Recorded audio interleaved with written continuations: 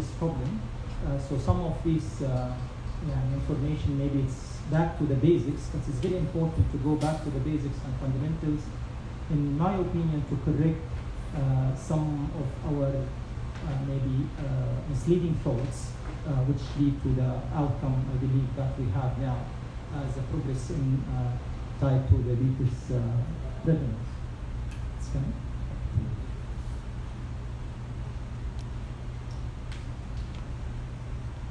So just a very few notes that this lecture is not by any way considered as a medical advice, and if somebody wanted to use some of this information, it's supposed to be like, and you want to follow it up with your medical doctor. What we're going to talk about today is the diabetes, its history and discovery, and the difference between type 1 and type 2 diabetes, and our genes, diabetes, and our behavior. And what we can do is more than what we think. The reason that, as I said, I'm going to talk a little bit about the introduction, because a deeper understanding of the basic pathology is very important to understand really what we have as a management when we manage our patients. So in the history, we know about diabetes as a human being very long time ago, and maybe the Egyptian, one of the first nations, realized about this disease, and there is some few things mentioned in the ancient Egyptian papyri that they know it before 1,500 years before Christ.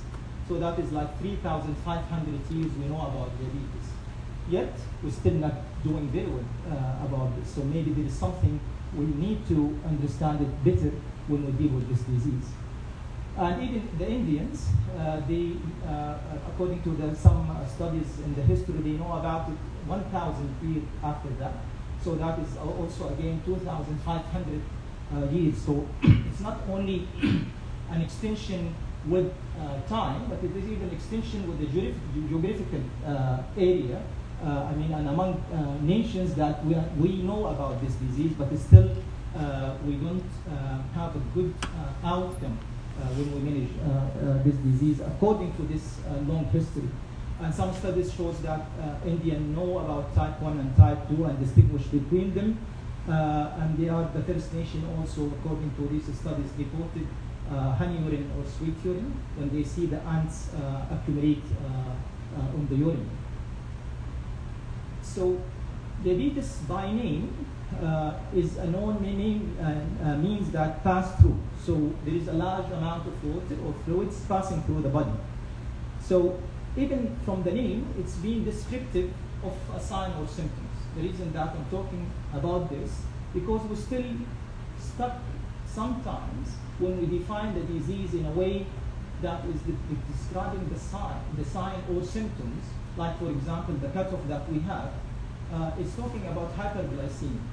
So if you want to diagnose diabetes, you will define it with a big certain cutoff, fasting for example, or whatsoever, and linked to this without keeping in mind the pathogenesis, it will deviate our managements, because we're going to target that high glucose level. And diabetes is not passing water through body, like the very old definition, or even it's not simply the hyperglycemia that we are targeting.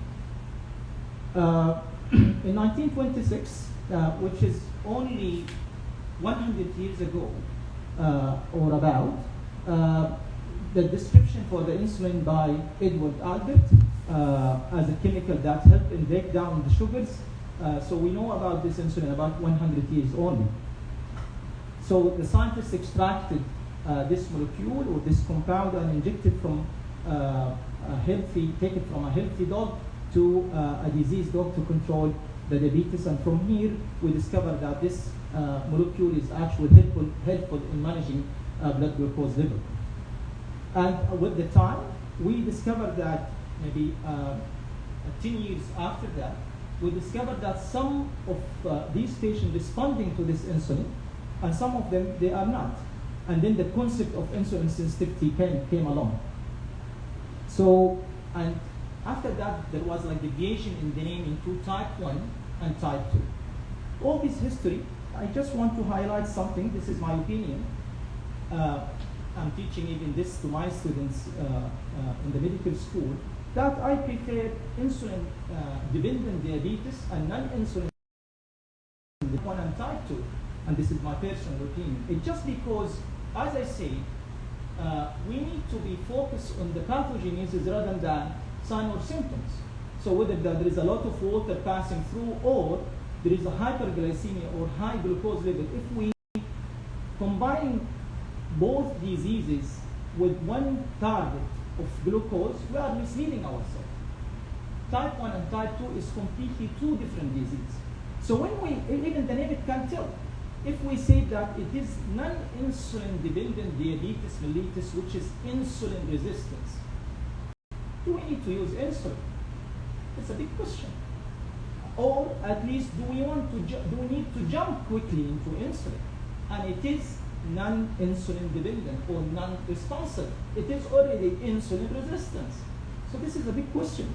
And that's why I highlighted maybe we'll come up with a better even name and make that as yellow for maybe a better name later on to reflect our understanding, so our students or our practice is more related to the pathogenesis, so we can solve the problem rather than going just for the signs like hyperglycemia. So the reason for that maybe as a laboratory guide is that the improvement in our measurement for the glucose, which make it very easy for us, even in a handheld device, you can measure glucose and monitor hyperglycemia. And this is like 50 years already of a practice of quickly assessments of the glucose. And in type 2, as we will see later on, I think there is better marker. At least if we can request it more frequently, it will bring a better outcome. I'm not against using blood glucose level as like a routine, continuous assessment, but every now and then we have to see and monitor what is happening as a progression in the disease. So, so in the beginning, of course, by the presence of insulin and the presence of an improvement of our methods to measure glucose, the outcome or the mortality, let's say, the mortality is improved because, especially for diagnosing a patient with type 1 diabetes, it's like a certificate of death because he's gonna die sooner or later without insulin. But that is according to mortality for type 1. Is it the case for type 2? Are we doing good with using what we are doing now in the progression of the disease? The data doesn't show that. We are doing at least unsatisfactory in controlling this disease. So maybe, as I said, that we are relying on the glucose level just for the convenience, but maybe we need to use other markers every now and then to see what is happening with the pathogenesis. So by definition, a disease related to metabolic process and its presence lead to an increase in blood sugar level. I prefer this definition, which is simple, but it says that it is a metabolic disease which lead to an increase to the blood sugar level. So what I want to highlight, and even when I talk with my colleagues of clinicians, they just keep thinking about hyperglycemia and not thinking about the pathogenesis of the disease. And here is the deviation happening. So it leads to increase in the blood glucose level, but it's not the disease. Even for WHO definition, diabetes is a chronic metabolic disease. And they have sometimes some definition of chronic progressive. So it just like make you slender about this disease, which is gonna go progress anyway. You can do nothing. You just try to hold the horses of this disease, which is something I think we need to think about it. So characterized by elevated, so it is characterized by elevated of blood vessels and lead to all these complications. So if we understand the pathogenesis, that if the glucose is going up and you have working insulin, it will go into the cells and you don't have that problem. But as we will see later on, that if we focus just on hyperglycemia and not thinking about the mechanism, we are misleading ourselves. So there is so many different types of diabetes, and this is just 4 of them: type 1, type 2 gestational diabetes, pre-diabetes, in my opinion, if we think about the pathogenesis, type 1 is a disease, and all the others is sharing the same thing. And we're supposed to think, when we think about the management, in the same way, instead of just targeting, as I said, hyperglycemia. So normally, this is what happens, as we all know, that you need some insulin to get the glucose inside. In type 1 diabetes, it's very understandable that you use insulin as a first line of treatment because there is no insulin. But if you have a disease with a lot of insulin and there is no response in the cells to get this glucose inside, is it a reasonable approach to jump quickly without putting enough effort? And we have to define what is the enough effort. Is referring a patient to a nutritionist for one session, talking with her or with him about the importance of the lifestyle and throw to him a couple of paper of type of diets or whatever and leave him alone, to change his lifestyle of 20 years, would that be enough? To change his lifestyle, which is the first step in the guideline? I totally doubt it. 20 years of habits, it will not fix by one session of nutritionists or referral to nutritionists. Then we judge, they don't have a willpower, they are not compliance. We have to question ourselves about this. So, diabetes symptoms, all of this, I understand it is related to hyperglycemia, so if you treat this, some of these symptoms will disappear because it is related to hyperglycemia, like hyperosmolar will lead to thirst, polydipsia, which is due to dumping of the glucose in the urine. It will lead to more urinations because of hyperglycemia. So if you treat hyperglycemia, you are treating symptoms, but we're still treating symptomatic. We are not treating or targeting the root of that. So this is maybe a very long introduction before we get into gene. It's just because this we think that we understand it fully as a basics and we pay attention, but really in the practice, I think we need to pay more attention about the basics that we talking about. So, do genetic influence the incidence of diabetes in general, or type 2 diabetes in particular, because we are talking about type 2 diabetes? The answer is yes. Everybody knows that. But the question is, how is a factor, the contribution of this factor on this disease? So what twins can tell us about the causes of diabetes and how is that really have a great impact? Because as I say, when we say it is a chronic progressive disease, and sometimes, even recently, I see something with a big, high impact institution, even in my country, talking about التعايش مع السكري. That means you just have to admit you are a diabetic and surrender to it and live with it. Do we really need to do that? I don't know. There is identical and frontal monozygotic and dizygotic. So we know that even in monozygotic, it's one sperm, one egg form, splits into two individuals in the end. So they have so many similarity in the genes in the monozygotic. Forget about talking about dizygotic now. We just talk about monozygotic. So what about monozygotic in the risk of type 1 diabetes? Even that we are talking about type 2, I know, but we taking the example of the disease that have a very strong association with the genetics. We know that type 1 is more than type 2, right? So in monozygotic twins are usually discordant for type 1 diabetes to start with. It's not both of them, they will have type 1 diabetes. It's usually they are discordant.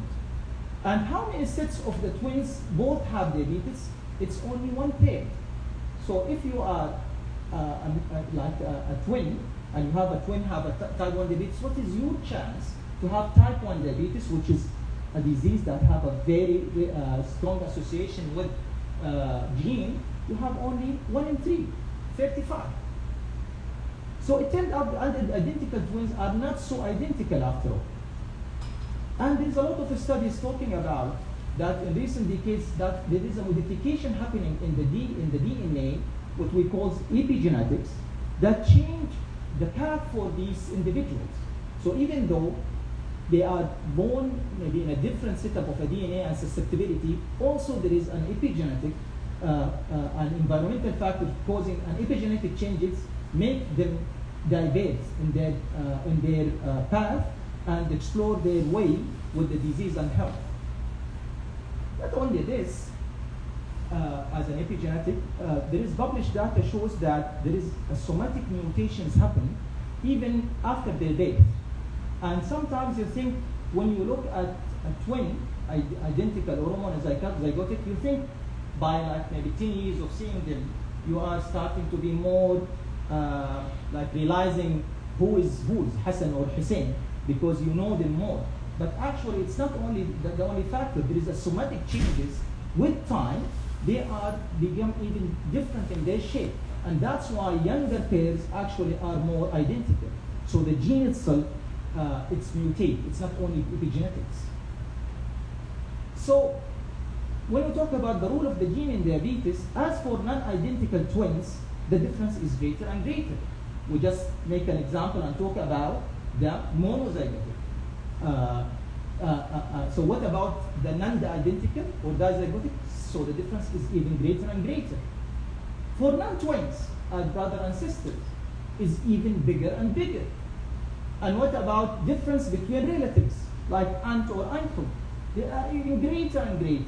And we are focused about family history, which is, I'm not against it, but we don't have to put a lot of weight on that, to not cylinder that we have to live with. Because that genetic factors is really, we are putting higher weight on that. So the association with type 1 with gene is much higher. We are talking about here type 1. So in type 1, it's much higher than type 2. So that even make that possibility of the role of the gene to be the main factor, or even we say that it's not, but again, when we deal with the disease, we cylinder to it, it's not the right thing. So the message is never indulge and never give up. Never give up. And we know that there is a gene-environment interaction. The interaction between genes and the environment is very important. And these are just a quick hints about what is epigenetic. You have genome, so there is some risk here in the genes. If there is some gene increase, your susceptibility increase. It's not definite. You have to have some environmental factors to interact with it, to make some changes in the gene that make you susceptible to cause the disease and reflect the phenotype. So I'm representing this as like if you have two shields. The first shield is gene, so you have to have a hole in the gene that this gene increases your susceptibility, but this environment also opening the hole in the second shield so you will get the disease. Otherwise, even though if you have the gene and the susceptibility, but you are protecting yourself with the environment factors, this ROE will not pass. It will stop there. So the genes against the behavior, I think we have to think that we have a lot to do with the behaviors. So the diseases are unlikely to develop without having and presence of the exposure of the environment. It is unlikely to happen if you are protecting this individual from the environmental exposure. Not such as an unhealthy lifestyle. I put here excessive consumption of foods like everybody talking about, but I think food quality is even going higher. Lack of physical activity, food quality is even going higher. But this is the rank that people talk about. It's just because, as I will talk later on, type 2 diabetes is insulin resistance. You have to tackle the things that are affecting insulin the most, which is carbohydrate. And maybe people who knows me, I'm a very low carb diet advocate. And there is a lot of misunderstood about the keto diet. There is like keto diet, there is a very strong scientific data behind that, which if it is done in a good way, as we will see, there is like a lot of good clinical outcome. So as an environmental factor the obesity is a very important factor, and we see that this is study that predicting the increments of the prevalence of type 2 diabetes in 2000s, how we are doing to 2030 to 2030. We are, as whole populations, is going up. we are not doing well for 2,500 years, as I mentioned before, and we're still expecting that we will not do good. And that is going parallel with the obesity. And this is not happening only in developing countries, even in the developed country. In 2030, this increment will be huge. But what is really here interesting, and you maybe share me this thought, that we start to see a very young people, this type 2 diabetes usually happening in old age, like 40 and 50. And now we start to see patients in the 20 and 40. I have patients in my clinic. He's 25 years. I will show you his data. Type 2 diabetes, which wasn't the case like maybe 15 years ago, just 15 years ago. So we are really doing horribly bad in this. So what is happening with the obesity? As I said, that is one of the factor, environmental factor in Saudi Arabia. Saudi Arabia is one of the top 15 countries in the world of the prevalence of diabetes. And we have, it's almost like 35, so in every 3 persons, we have 1 obese patient. This is an environmental factor, of course. And as I said, it's going parallel with the incidence and the risk of your type 2 diabetes.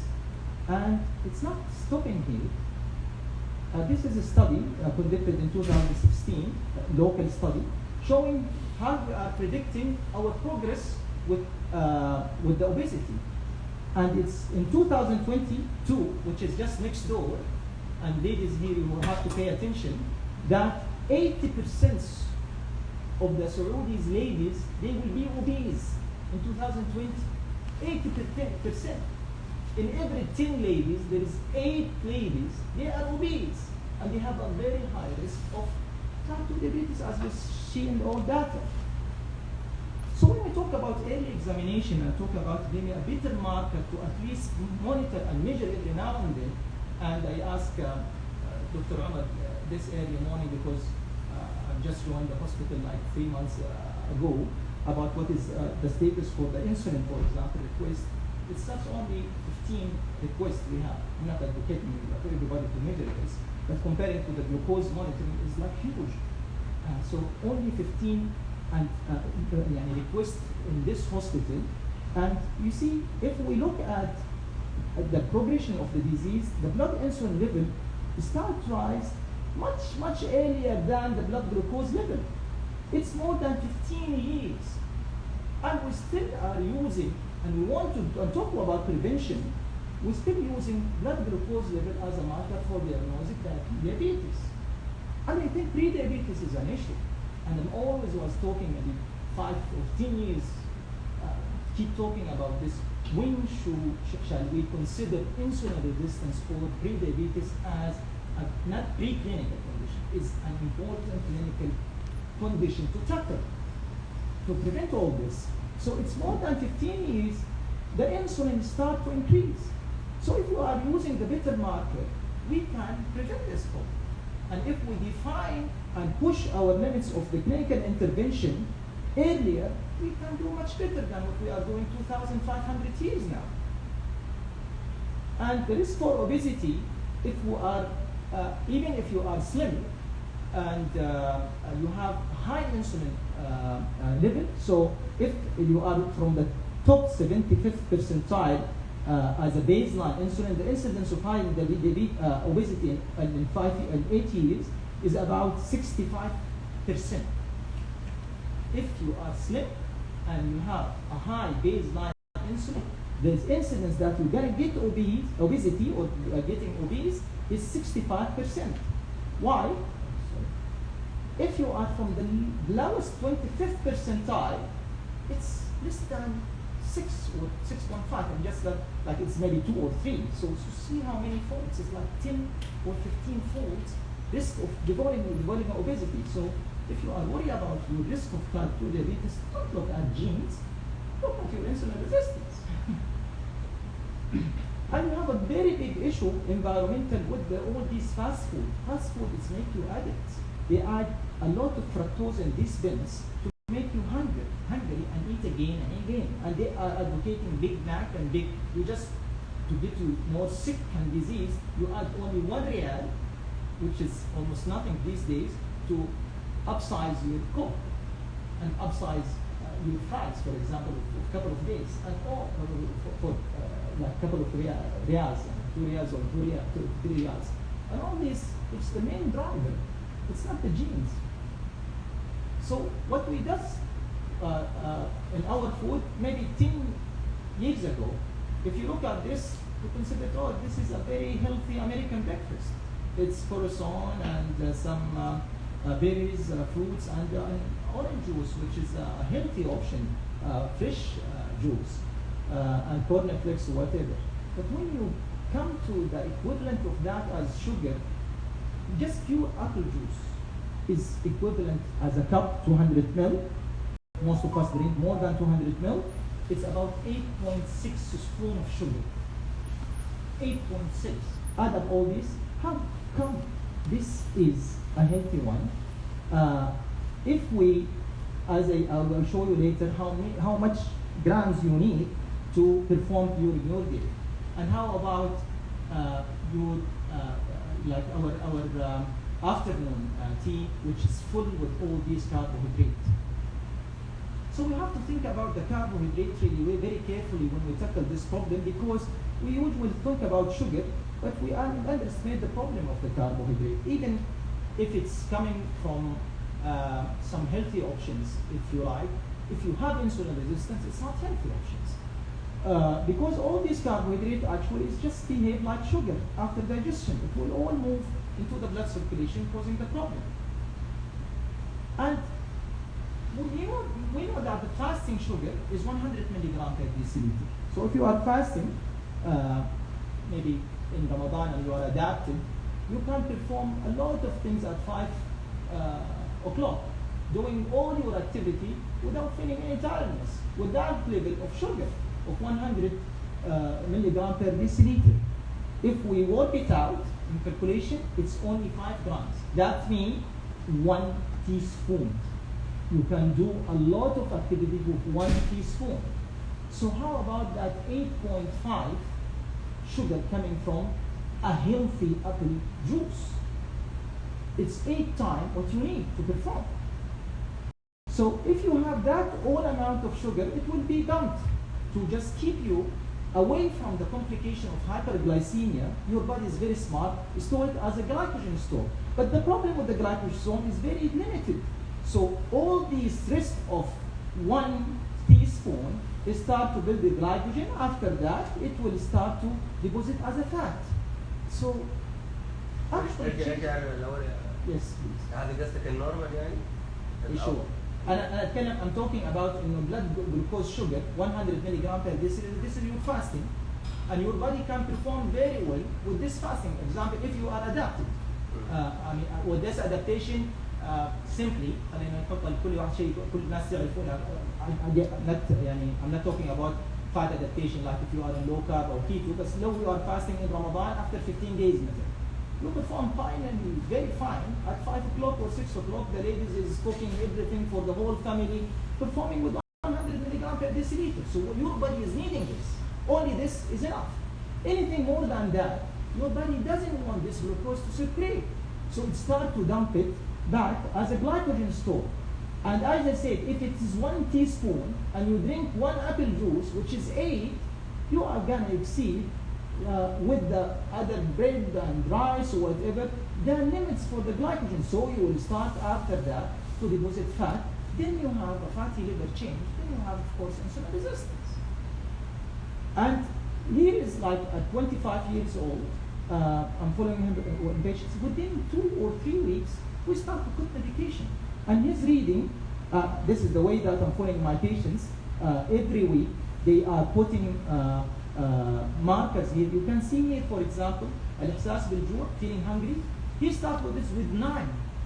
And in 8 weeks, this is his own writing. This is data is his own writing. Within 8 weeks, he dropped, or 6 weeks, there is something happened. He was stressed. That's why you can monitor it. You can see it as a response physiologically. It's built back to 5. But from 4 weeks, it dropped to 4 and 3 as a feel of hunger. So if you are using the right diet, the compliance will improve. how he will keep the compliance if he keep hungry because he's eating a lot of sugar. And then, and I'm against الحرمان. You can have some candy if it is within your calorie. يمكن عبدالهادي يسدد نفسه عبدالهادي. ممكن. But I have that. I will show in the conference in December of 40 patients at least. لو كلهم دول يسدد نفسهم I have to suicide. But and after 3 to 4 weeks, the glucose is much better, يعني improved without medication. We start to take it without. And this is not only my practice. It becomes very trendy, and people they start to think about how they manage people with the low carb diet. And this is a B&J paper showing that 128 people in that study, 46, almost half of them, they become free remission, no medication at all. And there is an improvement of 1.6 of hemoglobin A1C. And we know that there is some studies say shows that if you drop the hemoglobin A1C by 0.1%, you have an improvement in the metabolic health about 30% or something. So that 1.6 is a huge improvement. And so this is a practice that's going on. People, they think more about low carb and don't say that patients, they are not compliant. You need to follow the patients, and I will show you that some patients, I'm following up every day at leisure of sitting at home, he's sending the reading and have some assistant to assist that. And we are working accordingly. I will show this soon. So early metabolic program for health, what is happening in your gene, even the nutrition exposure during pregnancy, and for the ladies who is pregnant and eating a lot of carb, you start to affect the genes of these babies and lead to some epigenetic changes in specific gene. So the genes, whether it will be turned on or off, it's early even from pregnancy. If this pregnant lady, they're eating a lot of carb and sugar, you start to modify their gene epigenetically to turn it on and changing that risk for obesity and diabetes in the later life. So here is the consequence being overweight or obese during pregnancy, recording a linkage study with the risk of obesity. So that type 2, there is a higher risk with the obesity, of course, in comparing to type 1 and type 2. So obesity is a big factor, of course, as we know, for type 2 diabetes. What we do so other than looking after the quality of the food, and as I say, it's not only calorie, and everybody knows that 70% is based on your food quality, I mean the rate of metabolism, and only 30% you can modify through physical activity. But you can do also some more efforts to improve your health in that regard. And because I think as a clinician, we sometimes jump into conclusion that there is no good compliance and we're more oriented with the bills and the fast food, we all agree that is a bad option food. I think also, if we think about the very fast management in these chronic diseases, is as bad as fast food. We need to pay more time with our patients and more care. And that is showing here in this paper how is the difference between the metformin, which is playing not in building the insulin resistance as what we do with the sulfonylurea and insulin, because that's exactly what you want to do if you want to increase the tolerance with the medication. I will always talk with my students in the pharmacy especially. I tell them if I want to make the patient tolerant for statin, for example, as a side effect, what you do, you just drop the dose, you build it up with time. So they build tolerance. It's the same thing for even for the action, to lose the sensitivity. This is exactly what we are doing with type 2 diabetes. Just give them insulin and you are increasing it a bit by bit and show me the data that shows you are doing well. Most of these patients, when the moment they step into sulfonylurea, they never get back. And if they get back, don't mislead yourself it's because of your management or medication. It's because they put more effort in the lifestyle. Because this is the pathogenesis of the disease. It is insulin resistance. So the moment you step in sulfonylurea, I'm not against it. Maybe in the acute problem, you have to use insulin, even with type 2 diabetes, to get rid of the hyperosmolality effect in the circulation. But shall we use it as a chronic management? Anyway, here, so between placebo, there is a big difference as a cumulative decrease in the risk with the metformin as a medication, which is, at least I think, is a right choice as a medication compared to sulfonylurea. If you want to talk about the risk of diabetes or the incidence. But lifestyle is even much better than metformin. The data shows that. And this is not in, if you are, you said, okay, lifestyle maybe for young people. See, this is the lifestyle, have a much better effect than metformin compared to placebo. But it's not only for young people. Even for 45 to 59 years old, still lifestyle is very, very similar to what's happening with the young people, even for those who's above 60 years old. This is a patient who's 62 years old. As I said, we are monitoring the patients at the leisure at home. He came to me having a 120 international unit between fast acting and long acting, 20 before breakfast, 20 before lunch, and 20 before dinner, and another 60 as a long acting. And everybody was clapping, happy that he's 6.5 as hemoglobin A1C. But if you look at the continuous glucose monitoring, this is what he's behaving. A lot of rate, this is above 200, and this is above 150 or 140. This is the first week that I see him. Within less than a week, and also he's not very strong compliance because he liked fruits. So we try to manage that.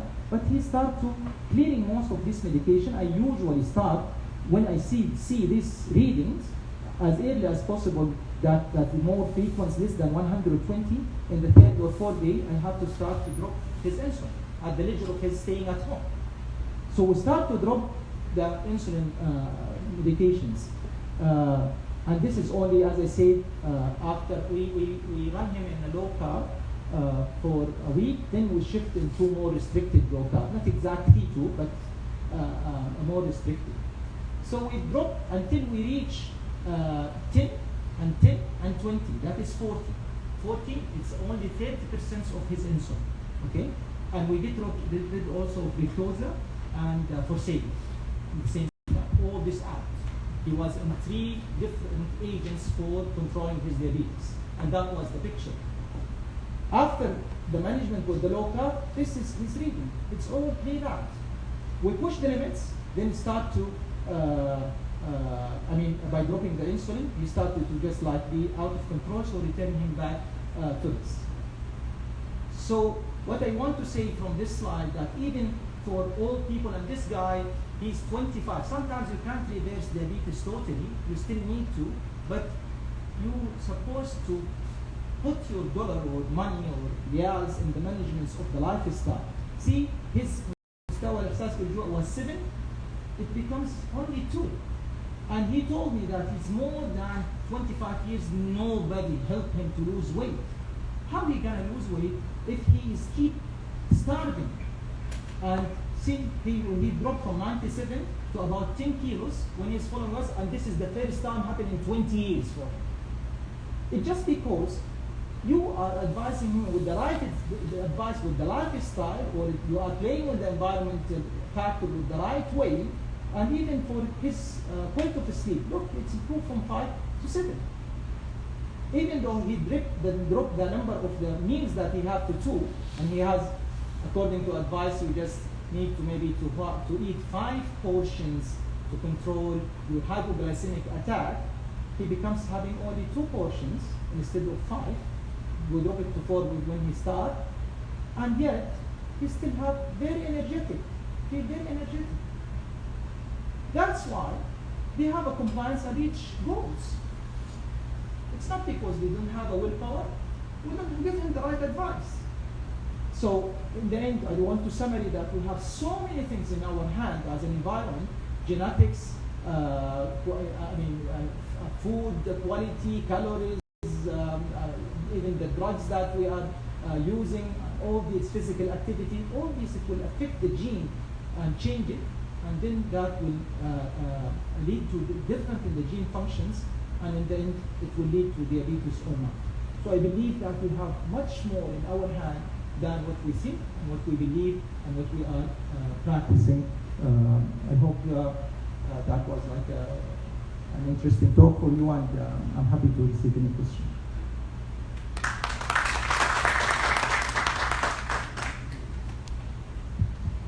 الحقيقة الدكتور دي معقدنا خالص في الأكل.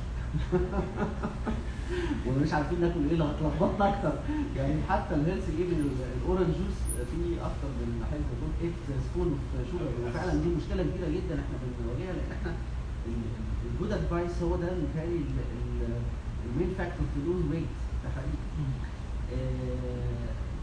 الحاجه الثانيه انا ليا كومنت بس عايز اقوله، هو زي ما الدكتور ديما تفضل، هو فعلا القصه ما بقتش فاكتور واحد، هو القصه لا جينيتك ولا environment، في many factors، وده اللي طلع عليها اللي احنا بنسميها المالتيبل هيد ثيوري. في معظم الديزيز لا ليها لينك توجذر، يعني الفاتي ليفر مثلا على سبيل المثال بالنسبه لنا لينكد جدا جدا للدايابيتس، لينكد للاوبيزيتي، لينكد للجينيتك والانفيرمنتال فاكتورز. فالحقيقه القصه مش واحد بس او اثنين بس او ثلاثه بس، لا القصه متعدده جدا جدا، في ليها مالتيبل اسبيكتس، واحنا we have to زي ما الدكتور ديما تفضل to tackle every factor. Any questions؟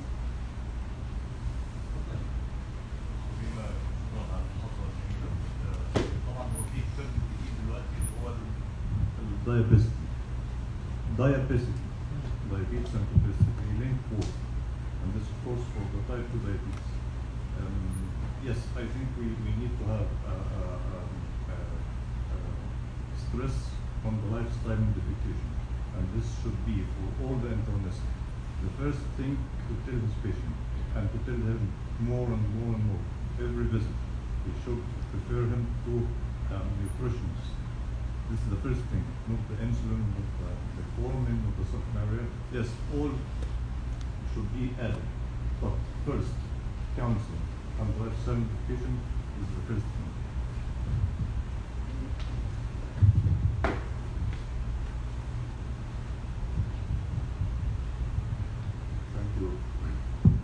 Thank you very much for the. A lot, as you said, there is a lot of contribution to the development of diabetes, and over the last 10 years, probably we had a lot of definitions, a lot of approach, and nowadays also the epigenetic, as you say, the somatic genes, in the medication, the early initiation, the combination, the metabolic memory, the causes of the etiology, the octet, which is more than just and maybe in our life, and the stress already in our life, the working hours, the time, and the food which is available, all those things actually also, as you said, will contribute. And another يعني واحد سوداني سواه كده فقلت له complication so and so, and you have to exercise diet wise. يعني أول حاجة ما جاتني هنا ألعب في الاتحاد، يعني هذا الرياضة نوع من بعدين تقول لي يحصل لي complication so and so، اللي يحصل واحد يموت شبعان. agree with that. It is, and very interesting. Thank you very much for it. Thank you. Thank you.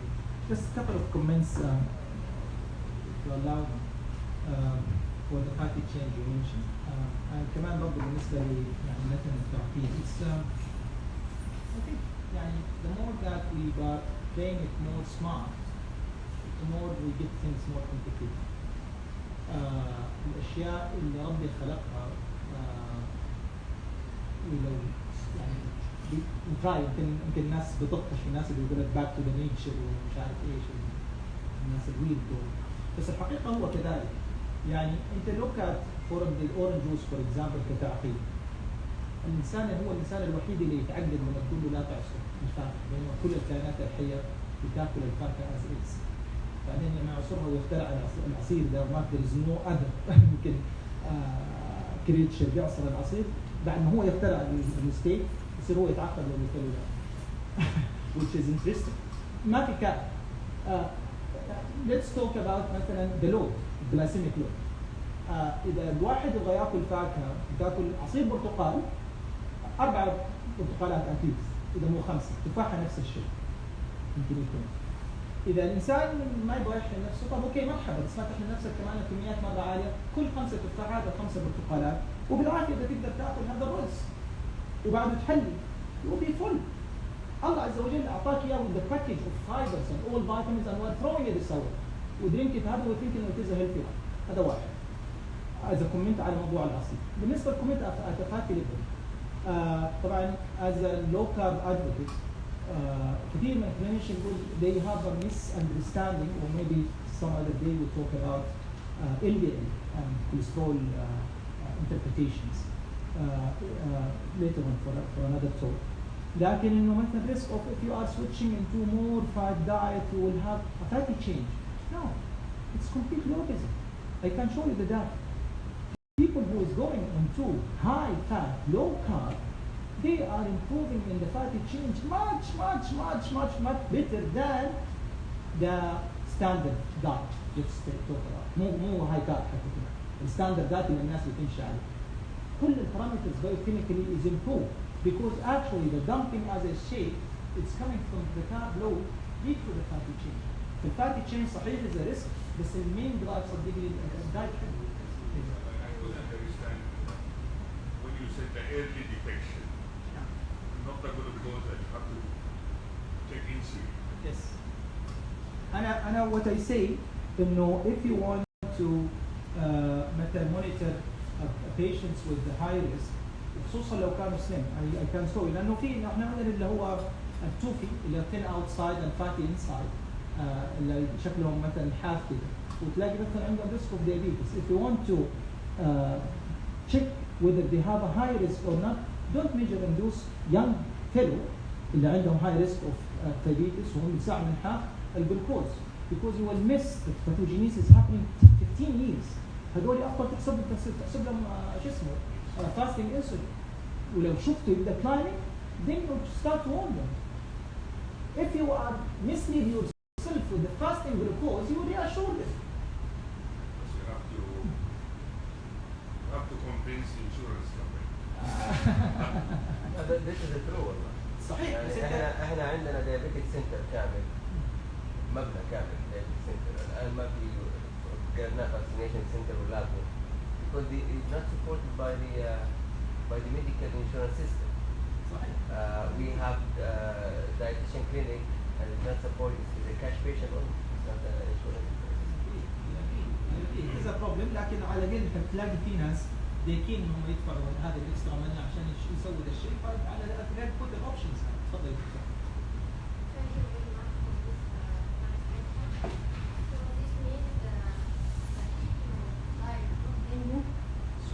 Keto diet. Yes. It is not dangerous. Sure. As I say, if you are يعني بتطبقيه بطريقة صحيحة under medical supervision أو ناس مثلا specialized في الاريا you will be so fine. بالعكس it's actually very healthy. Healthy أنا أعتقد يعني خصوصا ما want to generalize it للناس اللي عندهم insulin resistance. As simple as لو أنت بدك تتكلم على واحد عنده allergy of peanuts يقول لا والله ما في مشكلة خذ لك شوية peanuts. لا. الانسولين resistance they have a problem with handling carb and glucose. So the more that they get they keep themselves away from carb which they cannot handle is much better. ومعظم الناس ترى بالمناسبة they don't need to go to keto بس يصير أنا usually what I do with my patients إنه we use it to reach target سواء كان على مستوى الويت أو reversing chronic disease to get rid of medication. بعد كده يروح على higher setup of carb نسميه low carb diet not keto which is allowed for 50 to 100 according to definition للناس اللي شغالين في الاريا دي not 130 لأنه the guidelines 130 هاتي يعني not less than 130 و they use it so fine. ترى it's more than what you think إنه بس تاكل فات ومش عارف إيش you eat the good carb لأنك لما تاكل vegetables أو حتى في اللو كارب تاكل fruits وافويد اورنج مثلا جوس فور اكزامبل، انت بتاخذ الجود كارب مع كل الخير اللي جاي معاه من فايبرز وفيتامينز ما ادري، بينما وين يو سكيب ات ويكون مثلا ميت فلاور او رايس طبعا حيكون مشكله. انا ما بدي اطول عليك. Thank you so much.